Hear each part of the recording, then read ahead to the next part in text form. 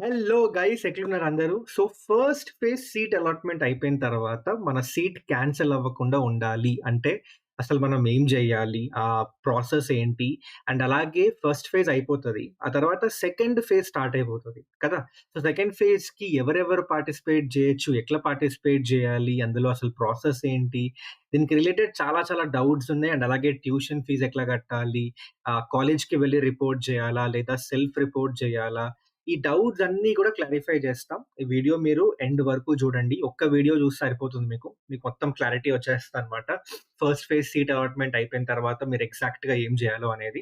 So, నేను నా screen share చేస్తా ఫస్ట్ అయితే. ఇక్కడ చూడండి. అయితే మీకు ఆల్రెడీ తెలుసు మనకి 10థ్ రోజైతే సీట్స్ ప్రొవిజనల్ అలాట్‌మెంట్ అయితే వచ్చేస్తది మీకు. ఫస్ట్ ఫేజ్‌కి సంబంధించి మీకు సీట్ ఎందులో సీట్ వస్తే అందులో మీకైతే చూపించేస్తదనమాట. మాక్ అలాట్‌మెంట్ ఎట్లయితే చూపించిందో అలాగే చూపిస్తది. ఓకే. కానీ ఇక్కడేంటంటే నెక్స్ట్ ఆ తర్వాత ప్రాసెస్ ఏంటి? ఇక్కడ మీరు చూడొచ్చు దట్ మీరు ట్యూషన్ ఫీజ్ కట్టాలి అండ్ అలాగే వెబ్‌సైట్‌లో సెల్ఫ్ రిపోర్ట్ చేసుకోవాలని రాసుంది. అండ్ అలాగే 17థ్ నుంచి మళ్ళీ మనకి సెకండ్ ఫేజ్ స్టార్ట్ అవుతుంది అని రాసుంది క్లియర్‌గా. ఓకే. అయితే ఇక్కడ కొంచెం డౌట్ ఉంది చాలా మంది స్టూడెంట్స్‌కి. అంటే ట్యూషన్ ఫీ ఎవరు కట్టాలి? అంటే ఫర్ ఎగ్జాంపుల్ నాకు రీయింబర్స్‌మెంట్ వస్తుందన్నా ఓకే. మరి నాకు కూడా నేను కూడా ట్యూషన్ ఫీ కట్టాలా? లేదా కొంతమంది స్టూడెంట్స్‌కి కేటగరీ రిజర్వేషన్ ఉంది. వాళ్ళకి ట్యూషన్ ఫీ కట్టాల్సిన పని లేదు. అలాంటప్పుడు నాకేం చూపిస్తది? నేనేం ట్యూషన్ ఫీ కట్టాలి? అలాగే కొంతమంది స్టూడెంట్స్ కాలేజ్‌కెళ్ళి రిపోర్ట్ జేయాలా? మరి రిపోర్ట్ జేయకుండా వెబ్‌సైట్‌లోనే రిపోర్ట్ జేయాలా? ఇలాంటి డౌట్స్ అన్నీ ఉన్నాయి. So, don't worry. నేనొక క్లియర్‌గా ఒక డాక్యుమెంట్ అయితే రెడీ జేషిన. మీ అన్ని మెయిన్ డౌట్స్ అన్నీ తీసుకొని ఒక్కొక్క డౌట్ క్లారిఫై చేసుకుంటూ వెళ్తాం. మీరు జస్ట్ చూస్తూ అంటే మీరు వీడియో చూడండి ఎండ్ వరకు. మీకు క్లారిటీ వచ్చేస్తది. సో, ఫస్ట్ నేనేం చెప్తానంటే మీకు ఫస్ట్ ఫేజ్ సీట్ అలాట్‌మెంట్ అయిపోయిందన్న. ఫస్ట్ ఫేజ్ సీట్ అలాట్‌మెంట్ అయిపోయిన తర్వాత మీరు నెక్స్ట్ ఏం చేయాలి అంటే ఫస్ట్ చేయాల్సిన స్టెప్ ఏంటి? మీరు ఆ అలాట్‌మెంట్ ఆర్డర్‌ని డౌన్‌లోడ్ చేసుకోండి. ఓకే. మీరు ఆఫీషియల్ వెబ్‌సైట్‌లో మీ లాగిన్ ఐడీ, టీజీఎఫ్‌సెట్ hall ticket number, password, date of birth అవన్నీ మీరు ఎంటర్ చేసేసి ఈ అలాట్‌మెంట్ ఆర్డర్‌నయితే ఫస్ట్ డౌన్‌లోడ్ చేసేసుకోండి. ఓకే. డౌన్‌లోడ్ చేసుకున్న తర్వాత నెక్స్ట్ ఏం చేస్తారు అంటే ట్యూషన్ ఫీ కట్టమని చూపిస్తది. ఓకే. సో, మీరైతే ట్యూషన్ ఫీ కట్టేసేయాలి. ఆ ట్యూషన్ ఫీ మీరు ఆన్‌లైన్ గట్టాలి. Okay. Online credit card through లేదా డెబిట్ కార్డ్ త్రూ లేదా నెట్ బ్యాంకింగ్ త్రూ దీని త్రూ అయితే గట్టాలి మీరు. ఓకే. అండ్ ఇది చాలా ఇంపార్టెంట్ ఎందుకంటే మీరు ఎప్పుడైతే ఆన్‌లైన్ గడుతున్నారో మీరు బెటర్ మీరు మీ అకౌంట్ నుంచే ఆ మనీ కట్టేలాగా జూసుకోండి. ఎందుకంటే తర్వాత ఇన్ కేస్ మీరు విత్‌డ్రా చేసుకుందాం అనుకుంటున్నారు సీట్. మీరు వేరే దగ్గర ఎళ్దాం అనుకుంటున్నారు అన్నప్పుడు మీకైతే కొంచెం ట్యూషన్ ఫీజ్ అయితే రీఫండ్ వస్తది మీకు. ఓకే. సో, ఆ మనీ మీరేదైతే కట్టారో, ఏ అకౌంట్ నుంచయితే కట్టిండ్రో, ఆ అకౌంట్‌కే రీఫండ్ వస్తది కాబట్టి బెటర్ ఆ అకౌంట్ మీదైతే మంచిగుంటది.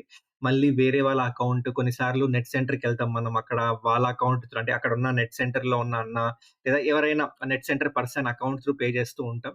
సో, మళ్ళీ వాళ్ళకి రీఫండ్ రావడం, మీరు వెళ్లి మళ్ళీ వాళ్ళ దగ్గర అడగడం అవన్నీ ఎందుకు? బెటర్ మీ అకౌంట్ నుంచే పే చేసేయండి. ఆన్‌లైన్ పే చేయొచ్చు. క్రెడిట్ కార్డ్ త్రూ లేదా డెబిట్ కార్డ్ త్రూ లేదా నెట్ బ్యాంకింగ్ త్రూ అయితే పే చేయొచ్చనమాట. ఓకే. అండ్ ఇదెప్పుడు పే చేయాలి? మీకు 10థ్ రోజు ప్రొవిజనల్ అలాట్‌మెంట్ అయితే వచ్చేస్తది. 10థ్ నుంచి 14థ్ మధ్యలో అయితే మీరు ట్యూషన్ ఫీ పే చేయాలి. మీరు ట్యూషన్ ఫీస్ పే చేస్తేనే ట్యూషన్ ఫీ పే చేస్తేనే ఆ సీట్ అనేది బ్లాక్ అవుతుంది. మీరు ఒకవేళ 14థ్ లోపు ట్యూషన్ ఫీ పే చేయలేదనుకోండి ఆటోమేటిక్‌గా మీకేదైతే సీటొచ్చిందో, ఆ సీట్ అయితే క్యాన్సెల్ అయిపోతుంది. ఆ సీట్ మీద మీకు ఎలాంటి రైట్ ఉండదు. అది గుర్తుపెట్టుకోండి. సో, ఫస్ట్ ట్యూషన్ ఫీ ఖచ్చితంగా కట్టాల్సిందే. ట్యూషన్ ఫీ కడితేనే మీకు ఆ సీట్ అనేది అలొకేట్ అవుతుంది. బ్లాక్ అవుతుంది. ఓకే. అండ్ ఇంకోటేంటి థర్డ్ థింగ్ ఏంటి అంటే కొంతమంది స్టూడెంట్స్ అడుగుతున్నారు. అంటే నాకు ట్యూషన్ ఫీ రియంబర్స్‌మెంట్ ఉందన్న నాకు రియంబర్స్‌మెంట్ వస్తది. మరి అలాంటప్పుడు నేను గూడా కట్టాలా అంటే ఒకటి మీకు ఒకవేళ tuition fee reimbursement or tuition fee మీకేమైనా అలాంటి కన్సెషన్ లాంటిది, అలాంటి కేటగరీలో మీరుంటే మాత్రం మీకేం చూపిస్తది అంటే 5,000 లేదా 10,000 మినిమమ్ అమౌంట్ చూపిస్తది. అంటే ఇప్పుడు ఫర్ ఎగ్జాంపుల్ మీరు ఎస్సీ, ఎస్టీ అనుకోండి. మీకు 5,000 మినిమమ్ అమౌంట్ అయితే చూపిస్తది. అదే మీరు వేరే కేటగరీస్ అయితే మీకు మినిమమ్ 10,000 అమౌంట్ అయితే కట్టమని చెప్తది. అంటే మీకు ట్యూషన్ ఫీ లెట్స్ సే రూ. 1,00,000 ఉంది. కానీ మీకు రియంబర్స్‌మెంట్ వస్తది కాబట్టి ఆ రూ. 1,00,000 కట్టమని చెప్పదు. మీరు ఓన్లీ మీ కేటగరీ బట్టి మీకు 10,000 లేదా 5,000 కట్టమని చెప్తది. ఎందుకు? ఎందుకు అంటే ఇదొక సెక్యూరిటీ డిపాజిట్ లాగా. అంటే మీరు ఎప్పుడైతే మీకు ఎఫ్‌సెట్ త్రూ వచ్చిన కాలేజ్‌కి వెళ్లి రిపోర్ట్ అవుతారో, అక్కడ ఫైనల్ ఫేజ్ అయిపోయిన తర్వాత అక్కడికి వెళ్లి రిపోర్ట్ అయ్యి అక్కడ జాయిన్ అయితారు గదా! అప్పుడేమైతదంటే ఆటోమేటిక్‌గా ఏదైతే ఈ సెక్యూరిటీ డిపాజిట్ ఏదైతే కడుతున్నారో అదైతే మీకు రిటర్న్ ఇచ్చేస్తారు. ఒకవేళ మీరు జాయిన్ అవ్వలేదనుకోండి ఆ కాలేజెస్‌లో, అప్పుడేమవుతుంది అంటే ఆటోమేటిక్‌గా వాళ్ళైతే ఆ ఫీజ్ ఏదైతే సారీ ఈ సెక్యూరిటీ డిపాజిట్ అయితే కట్టిండ్రో మీరు 5,000, 10,000 రూపీస్ అవైతే వాళ్ళు రిటర్న్ ఇవ్వరు. సో, మీరు ఆ కాలేజ్‌లో జాయిన్ అవ్వాలి. జాయిన్ అవ్వడం అంటే బికాజ్ మీకోసం సీట్ బ్లాక్ చేస్తుండు గదా! సో, లాస్ట్‌లో మీరు పోయి నేను జాయిన్ అవ్వను. నేను వేరే దగ్గర జాయిన్ అవుతా అంటే ఆ సీట్ వేస్ట్ అయిపోయినట్టే. సో, అందుకనే ఈ particular amount minimum amount security deposit లాగైతే తీసుకుంటున్నారు. ఓకే. సో, మేక్ ష్యూర్ మీరు ఈ మినిమమ్ అమౌంట్ అయినా మీ దగ్గర రెడీ పెట్టుకోండి. 5,000 ఆర్ 10,000 రూపీస్ మీ కేటగరీ బట్టి. మీకు ట్యూషన్ ఫీజ్ లేకపోయినా గూడా ఈ అమౌంట్ అయితే ఖచ్చితంగా మీరు కట్టాల్సిందే. ఓకే. అండ్ ఎలాగో మీరు ఆ కాలేజ్ ఎఫ్‌సెట్ త్రూ వచ్చిన కాలేజ్‌లో జాయిన్ అయిపోతే మీకు వెంటనే అది రిటర్న్ గూడా వచ్చేస్తది. ఓకే. అది థర్డ్ పాయింట్. ఫోర్త్ పాయింట్ ఏంటి అంటే సరే మీరు ట్యూషన్ ఫీ కట్టేసిండ్రు. కట్టేసిన తర్వాత ఏం చేయాలన్నా కట్టేస్తే నా సీట్ బ్లాక్ అయిపోతుందా అంటే లేదు లేదు. ఇంకో స్టెప్ చేస్తే నీ సీట్ బ్లాక్ అయితది. ఏంటి? మీరు కట్టేసిన తర్వాత అదే ఆన్‌లైన్‌లోనే మీరు సెల్ఫ్ రిపోర్ట్ జేయాలి. ఎట్లా జేయాలి అంటే వెరీ సింపుల్.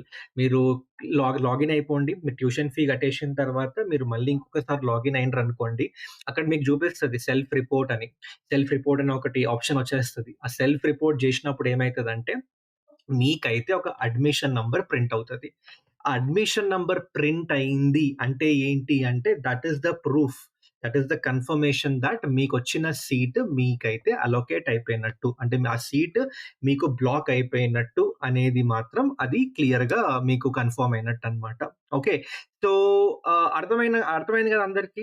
సో, సింపుల్ అబ్బా! ఈ 4 స్టెప్స్ మీరు జేయాలి. ఫస్ట్ ఇగో ఈ అలాట్‌మెంట్ ఆర్డర్ డౌన్‌లోడ్ జేసుకోండి. ట్యూషన్ ఫీ కట్టేసేయండి. మీకు ట్యూషన్ ఫీ లేదు. ట్యూషన్ ఫీ 0 చూపిస్తున్నా గూడా మీకు మినిమమ్ 5,000 10,000 సెక్యూరిటీ డిపాజిట్ కట్టమంటది మీ కేటగరీ బట్టి.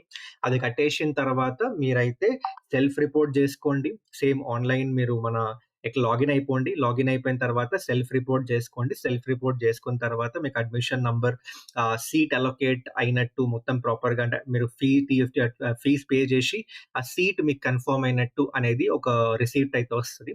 అదైతే మీరు దాంట్లో అడ్మిషన్ నంబర్ ఉంటది. అది మీరు డౌన్‌లోడ్ చేసుకోండి. ప్రింట్ ఔట్ తీసేసుకోండి. సరిపోతుంది అంతే. ఇంకేం చేయాల్సిన పని లేదు. అండ్ అలాగే ఇంకో పాయింట్ ఏంటి అంటే మీరు సెల్ఫ్ రిపోర్టింగ్ చేస్తున్నప్పుడు ఆ ప్రాసెస్‌లో మీకు అక్కడే అనిపిస్తది థట్ మీరు దోస్త్ బేసికల్లీ ఏంటంటే అది డిగ్రీ కోర్సెస్ కోసం సేమ్ ఎఫ్‌సెట్‌కి మన టీజీ ఎఫ్‌సెట్ కౌన్సెలింగ్ ఎలా ఉందో డిగ్రీ కోర్సెస్‌కి దోస్త్ అనే కౌన్సెలింగ్ ఉంటదన్నమాట. సో, మీకు ఒకవేళ లెట్స్ సే కొంతమంది స్టూడెంట్స్ ఎవరైనా దోస్త్‌లో మీరు పార్టిసిపేట్ జేషిండ్రు. అక్కడ పార్టిసిపేట్ జేసి ఏమైనా సీట్ వచ్చిందనుకోండి. కానీ ఎఫ్‌సెట్ త్రూ గూడా మీరు ఒకవేళ ఏదైనా సీట్ తీసుకుంటే ఆటోమేటిక్‌గా మీరు ఆ దోస్త్‌లో వచ్చిన సీట్ క్యాన్సెల్ అయిపోతుంది. అండ్ దానికి మీరొక అండర్‌టేకింగ్ ఇస్తున్నట్టు. అంటే you are basically agreeing that పర్లేదు నేను ఎఫ్‌సెట్‌లో వచ్చిన సీటే తీసుకుంటా. ఆ సీట్ క్యాన్సెల్ అయితే ఆ సీట్ క్యాన్సెల్ అయినా పర్లేదు అని ఒక అండర్‌టేకింగ్ సేమ్ ఒక క్లిక్ అంటే టిక్ చేయమని ఒక బాక్స్ ఉంటది. అది క్లిక్ చేసేయండి. సరిపోతుంది అంతే. ఇంకేం అక్కర్లేదు. ఓకే. సో, ఇదన్నమాట. These are the main steps. First phase అయిపోయిన తర్వాత ఇది చేస్తే సరిపోతుంది. సో, అగైన్ నేను చెప్తున్నా గదా! ఇంతే ఉంటది. ఇంకేం చేయాల్సిన పని లేదు. అది చేయండి, ఇది చేయకండి, అది చేయకండి, ఇది చేయకండి అని మస్తు వీడియోలు వస్తూ ఉంటాయి. ఏమంత కాంప్లెక్సిటీ ఏం లేదు. చాలా సింపుల్ ప్రాసెస్. ఓకే. అయితే దీని తర్వాత నెక్స్ట్ ఏంటి అంటే ఇప్పుడు సెకండ్ ఫేజ్ కన్‌ఫ్యూజన్ ఉంటది స్టూడెంట్స్‌కి. చాలా మంది స్టూడెంట్స్‌కి ఫస్ట్ ఫేజ్‌లో మేబీ వాళ్ళకనుకున్నంత కాలేజ్ రాకపోవచ్చు, బ్రాంచ్ రాకపోవచ్చు. ఇంకా బెటర్‌గా రావచ్చు గదా! మరి ఫస్ట్ ఫేజ్ ఎట్లా నేను ఓకే. నేను సీట్ కట్టే అంటే అగైన్ మీరు ఫస్ట్ ఫేజ్‌లో ట్యూషన్ ఫీ కట్టి సెల్ఫ్ రిపోర్ట్ చేసుకుంటేనే ఆ సీట్ అయితే కన్ఫర్మ్ అవుతుంది. ఓకే. లేదు అంటే ఆటోమేటిక్‌గా సీట్ క్యాన్సెల్ అయిపోతుంది.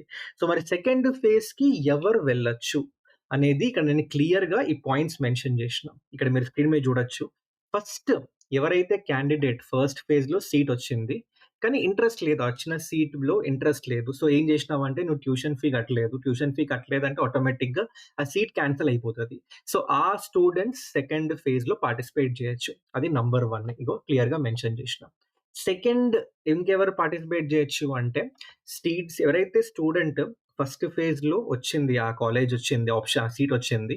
నువ్వు ట్యూషన్ ఫీ కట్టేసినావు. సెల్ఫ్ రిపోర్ట్ గూడా జేసుకున్నావు. అంటే ఆ సీట్ బ్లాక్ జేసుకున్నావు. ఫస్ట్ ఫేజ్‌లో వచ్చిన సీట్ బ్లాక్ జేసుకున్నావు.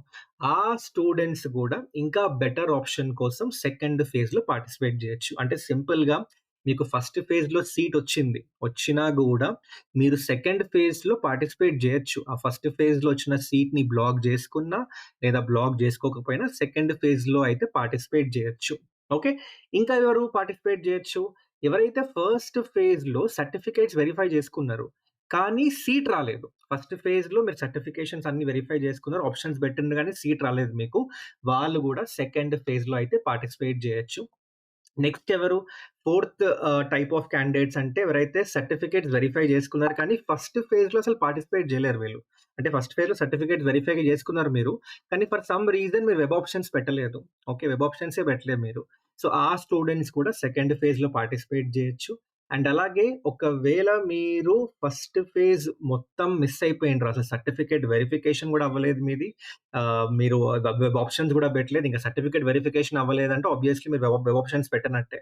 సో, అలాంటి స్టూడెంట్స్ కూడా సెకండ్ ఫేజ్‌లో మీరైతే మీ సర్టిఫికేట్స్ వెరిఫై చేసుకొని సెకండ్ ఫేజ్‌లో పార్టిసిపేట్ జేయొచ్చు. దానికి గూడా ఇక్కడ చూడండి డెడ్‌లైన్ ఇచ్చింది చూడండి. Online filling of basic information అలాగే స్లాట్ బుకింగ్ జేసుకోవాలి. అలాగే సర్టిఫికేట్ వెరిఫికేషన్ కోసం డేట్స్ ఇచ్చిండు. సో, ఈ డేట్స్‌లో అయితే మీరు సర్టిఫికేట్స్ వెరిఫై చేసుకుంటే మీరు సెకండ్ ఫేజ్‌లో పార్టిసిపేట్ జేయొచ్చనమాట. ఆ స్టూడెంట్స్ అండ్ అలాగే finally NCC and sports category students ఉంటారు కొంతమంది. Sports categories candidates. వాళ్ళకి ఫస్ట్ ఫేజ్ అప్పుడే సర్టిఫికేట్ వెరిఫికేషన్ అయిపోయింది.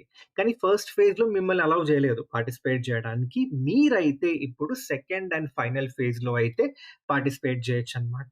ఓకే. సో, ఈ స్టూడెంట్స్ ఇక్కడ మీరు క్లియర్‌గా పాయింట్స్ అన్నీ చూడొచ్చు స్క్రీన్ మీద. కావాలంటే పాజ్ చేసుకొని చదవండి. But it is very clear అబ్బా! మీకు ఫస్ట్ ఫేజ్‌లో సీటొచ్చినా, సీట్ రాకపోయినా, మీకు సీట్ వచ్చి మీరు ఆ సీట్ యాక్సెప్ట్ జేషినా, చేయకపోయినా ఓకే. అలాగే ఫస్ట్ ఫేజ్‌లో మీరు పార్టిసిపేట్ చేసి, మీరు ఆప్షన్స్ పెట్టకపోయినా, లేదా అసలు ఫస్ట్ ఫేజ్‌లో పార్టిసిపేట్ జేయకపోయినా గూడా, ఈ అందరూ స్టూడెంట్స్ అయితే సెకండ్ ఫేజ్‌లో అయితే పార్టిసిపేట్ జేసుకోవచ్చు. Okay. So, I hope that is clear for everyone. అయితే కొంతమంది స్టూడెంట్స్‌కి డౌట్ ఏంది ఇప్పుడు అంటే, "అన్నా మరి సెకండ్ ఫేజ్‌లో నేను ఆప్షన్స్ బెడతా గదా! మరి నాకొక కాలేజొచ్చింది. కాలేజొచ్చినప్పుడు నాకు ఫస్ట్ ఫేజ్‌లో వచ్చిన కాలేజ్ ఉంటదా? ఉండదా? అలాగే నేను ఫస్ట్ ఫేజ్‌లో ట్యూషన్ ఫీ ఆల్రెడీ కట్టేషిన. మరి సెకండ్ ఫేజ్‌లో వచ్చిన కి సంగతేంటి? మళ్ళీ ఇంకోసారి ట్యూషన్ ఫీ కట్టాలా?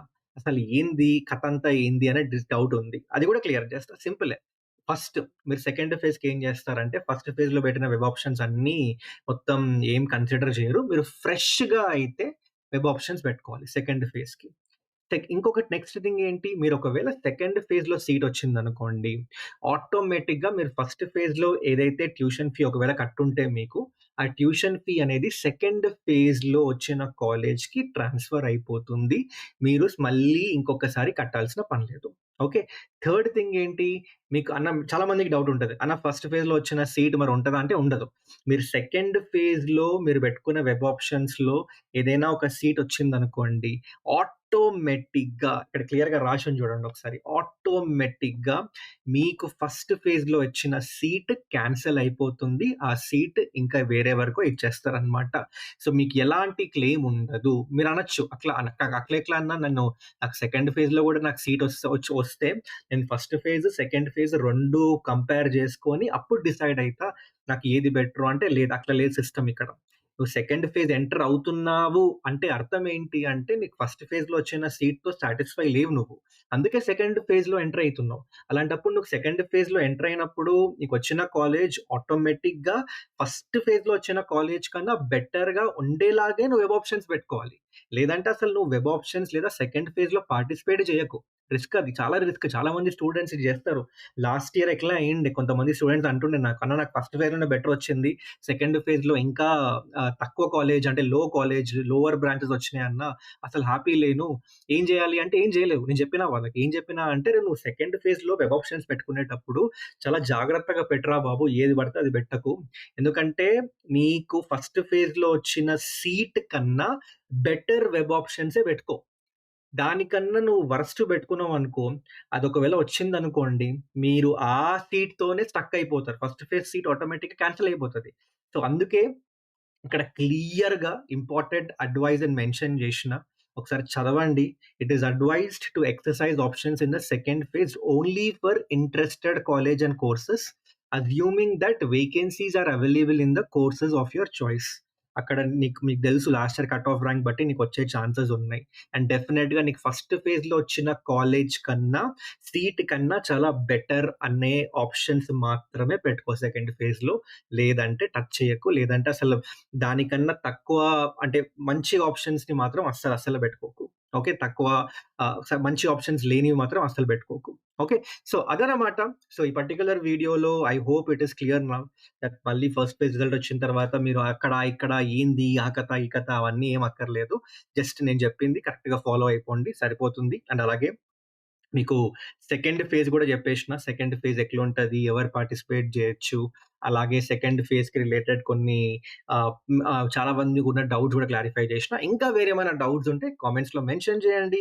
మీకెలాగో తెలుసు మనం కౌన్సెలింగ్‌కి సంబంధించి ప్రతి స్టెప్ ప్రాపర్‌గా మిమ్మల్ని గైడ్ జేసుకుంటూనే వస్తున్నాం. సో, మీకు ఏం డౌట్ ఉన్నా కామెంట్ జేయండి. ఒకవేళ చాలా మాక్సిమం అక్కడే రిప్లై ఇయ్యడానికి ట్రై జేస్తాం. బట్ ఒకవేళ చాలా మంది స్టూడెంట్స్‌కి ఆ డౌట్ ఉంటే నేను దాని మీద సెపరేట్‌గా వీడియో అయితే జేస్తా. Okay. So that's it guys. Thank you so much. మళ్ళీ కలుద్దాం ఇంకో వీడియోలో. Till then take care and అలాగే టీజీఎఫ్‌సెట్ కౌన్సెలింగ్‌లో పార్టిసిపేట్ చేస్తున్న స్టూడెంట్స్ అందరికీ కూడా ఈ వీడియో షేర్ చేయండి. చాలా మందికైతే హెల్ప్ అయితది. చాలా మందికి ఈ టైంలో కన్‌ఫ్యూజన్స్ ఉంటాయి చాలా వరకు స్టూడెంట్స్ అండ్ పేరెంట్స్‌కి. సో డెఫినెట్‌గా ఇవైతే వాళ్ళకి ఒక క్లారిటీ అయితే ఇస్తది. సో డెఫినెట్‌గా వాళ్ళకి షేర్ చేయండి. ఓకే. చలో guys then take care everyone. Bye.